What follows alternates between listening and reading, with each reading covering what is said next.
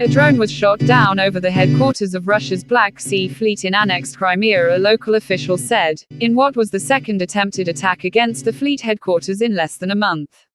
It fell on the roof and caught fire, governor of the port city of Sevastopol, Mikhail Ravoyev wrote on Telegram, blaming the attempt on Ukrainian forces. He added that there was no major damage or victims.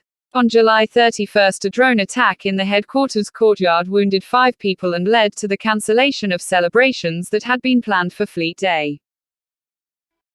At least 10 civilians have been confirmed dead in an attack by militants on a hotel in the Somali capital Mogadishu, an official said, as security forces continued to battle gunmen holed up inside. Fighters from the al-Qaeda-linked al-Shabaab group stormed the popular Hyatt Hotel on Friday evening in a hail of gunfire and bomb blasts. Sporadic gunfire and loud explosions could still be heard early Saturday, many hours after the start of the assault. It is the biggest attack in Mogadishu since Somalia's new president, Hassan Sheikh Mohamud, was elected in May after many months of political instability. The terrorist group, which has been waging a deadly insurgency against Somalia's fragile central government for about 15 years, claimed responsibility. The divided UN Security Council (UNSC) has failed to reach an agreement on whether to extend travel exemptions for 13 Taliban officials now governing Afghanistan. UN diplomats said on Friday Russia and China want to allow all 13 to continue to travel, while the US and Western nations are determined to cut the number to protest the Taliban's rollback of women's rights and failure to form an inclusive government as it promised. Russia and China asked for more time on Friday evening to consider the latest US proposal, the Security Council diplomats said, speaking on condition of anonymity because discussions have been private. So, the travel ban will be restored on all 13 Taliban officials until Monday afternoon at the earliest, when Russia and China must now respond to the US proposal.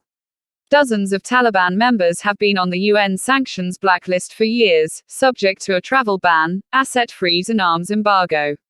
But some Taliban officials were granted waivers so they could travel to participate in talks aimed at restoring peace and stability to Afghanistan.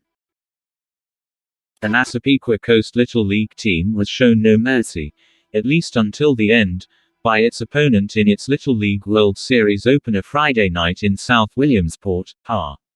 Honolulu Little League started the game with a literal bang and tossed a combined no-hitter in a 12-0 trouncing of the Long Island club. The game ended by mercy rule after the 5th inning, as Honolulu scored in each frame.